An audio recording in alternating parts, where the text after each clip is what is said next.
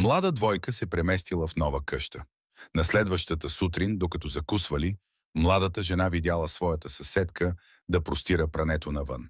Това пране не е много чисто. Тя не знае как да пере правилно. Може би и трябва по-добър прах за пране. Съпругът й мълчаливо е наблюдавал.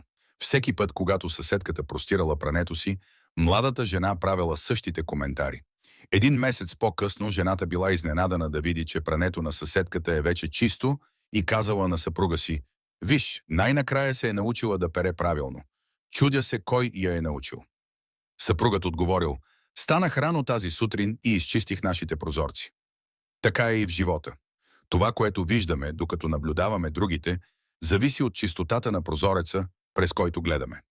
Затова не бързайте да съдите другите, особено ако вашата гледна точка за живота е замъглена от гняв, ревност, негативизъм или неизпълнени желания. Да съдиш човек не определя кой е той. Определя кой си ти.